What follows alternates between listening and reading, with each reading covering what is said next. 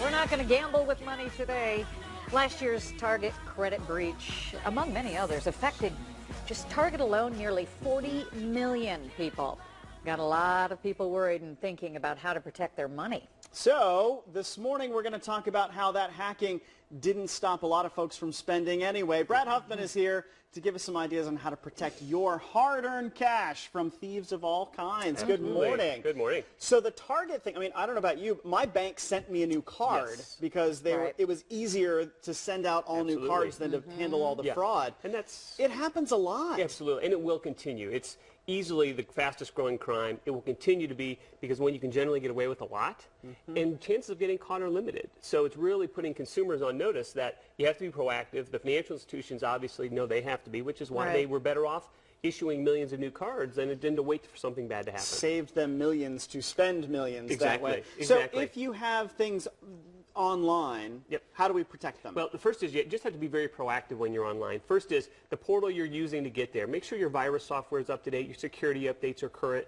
Don't cheap out on the $50 antivirus software. Buy what you need. Be safe. Also, just be careful about everything in your email. I mean, that's where a lot of scams can originate. So if you get an email from your bank saying, "Give us your PIN number," it's probably junk. Don't do it. A friend sends you an email, click on this joke. Don't do that. Protect yourself. The best thing to do is just to be very defensive about what information you allow to get to you. And when you're online, gosh, think about social media and all the information about you that's out there. If I'm an identity thief, I'm going to try to be your friend. I'm going to try to get your information. I know where you live. I know your kids' names, their dates of birth, your date of birth. Be very careful about what you put out there. Your online information is there. As Don't you just answer reported, the email, go straight to the website itself. Exactly. Be very careful. Know where you're at. And when you're shopping online, one of the big things is maybe use the same credit card. Always have something that you can monitor very quickly. And it's best to use a credit card than a debit card because generally credit cards are going to be a little bit safer. So again, when you're online, be safe. Make sure you know where you're going. And again, have that line of defense in place. If you're using the credit card, they may back you up on that. Visa and MasterCard Amex will help you out. That is correct. Absolutely. Now there's the protecting your physical property as well. Here's a device that's really fun to play with. But again, old school, there's still a lot of dumpster diving. So if you're going to go ahead and throw out your bank statements, your credit card statements, all I have to do is walk through your neighborhood, flip a few trash cans, and I can probably get a lot of information. So you still want to be very cautious about protecting your physical presence, shredding important documents, even those credit card offers. Throw them through there because someone could use that. I had this happen many years ago. Someone tried to buy jewelry in Germany from a credit card offer they got after I moved from an address. So it can be very dangerous. You need to be very cautious about it. And also make sure you know what's going on with your other physical items, your purse, your wallet. What's in there? Do you know what cards you have? Do you have a list of those? So if you need to cancel them, you can do that very quickly.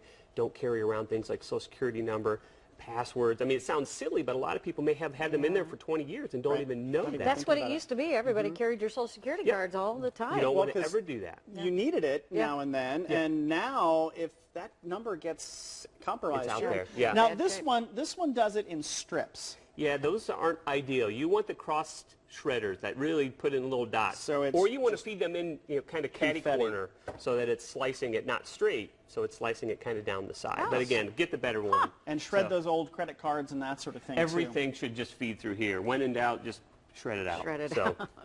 On the laptop. Look at your credit report. Absolutely. This is a very important one, and this can really help you identify if there is an issue. If you go online, annualcreditreport.com, this is the site where you can get a free report from all 3 agencies every year. Because there are other sites that say there are a lot of other sites that say a free credit report, but you got to be careful because you might be subscribing. Annualcreditreport.com is the one that was set up through legislation several years ago. You can go online, take a look, again, identify issues. You're not going to get a score. That's something you will pay for. But if you want to see what accounts are out there, is there anything that you don't recognize? And also it can help you. Maybe you had a credit card you forgot about and you had a small balance, you moved, they can't find you. That could really hurt you. So this not only helps identify if there's a theft issue that's going on, but it also can identify if there's an issue maybe you forgot about and you need to address. So again, use annualcreditreport.com. That is the the site to work with. And lastly, What a nice bag you have here. I could live in that bag, I think. Wow, okay. so we should also know what in the world we have, right? Well, Is yeah, that the- and you want to really watch your stuff. Again, here we're talking more about kind of the credit cards, bank accounts. Make sure you're looking into your financial documents. It's not just, let's just use them and hopefully everything reconciles at the end of the month. You want to take a look at this. One of the huge schemes going on right now, and it's probably, like, take a poll, there's a lot of people that have had this where you can skim a credit card or a debit card. So they didn't steal your card, they just stole the information. Right. So now they can use it. So now you have a suspicious activity after you came back from vacation. Odd charges begin showing up. Exactly. And the only way to really identify that is they haven't technically started a new card. They just took your existing. You have to look at those statements. You got to see what's going on. I had this happen to me actually a couple years ago. All of a sudden, these strange things were showing up. You have to be watching, and then that's really the only way you're going to be able to be protected from the liability. Right. If it takes you 3 months to catch it, they may say, sorry, that that was too long.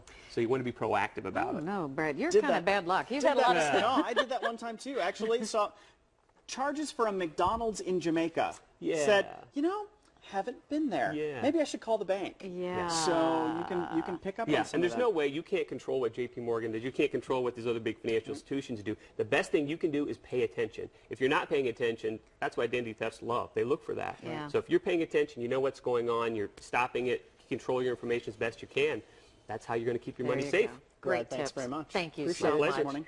Coming up here on Good Day Columbus, helping Habitat. That's right. How